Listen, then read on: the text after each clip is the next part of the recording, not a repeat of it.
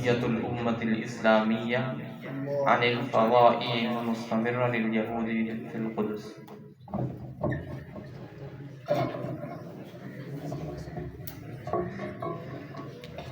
الحمد لله القائل سبحان الذي أسرى بعبده ليلا من المسجد الحرام إلى المسجد الأقصى.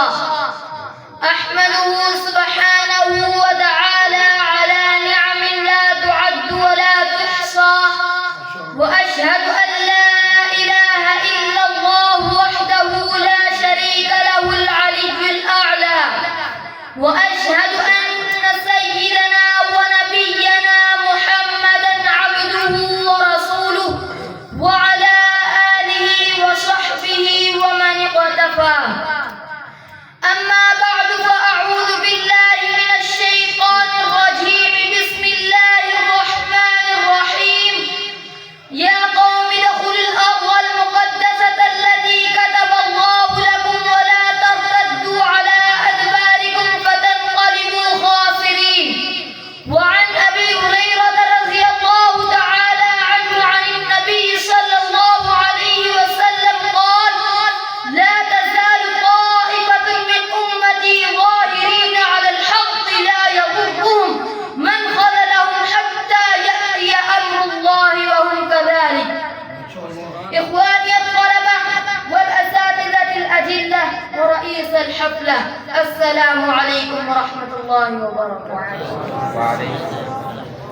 إن القدس أرض مقدسة وبقعة مباركة، متعبد الأنبياء السابقين ومسرى خاتم النبيين، معراجه إلى السماوات العلى والمشهد الأسمى، بيت نبأ الله به في الآيات المفصلة وتليت فيه الكتب المنزلة، وقبلة الصلاة في الملتين وفي صدر الإسلام بعد الهجرتين، وأولى القبلتين لا تشد الرحال بعد المسجدين إلا إليه، ولا تعقد الخناصر بعد الموطنين إلا عليه.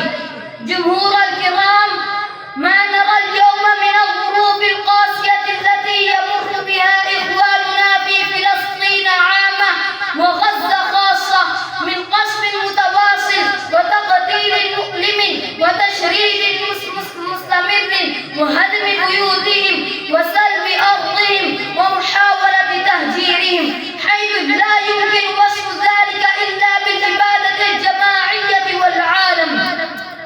فيجب على المسلمين لدعم فلسطينيين ماديا ومعنويا وكسر الحصار عنهم وبكل ما تيسر من السبل. فيجب على المسلمين مد يد العون للمرابطين في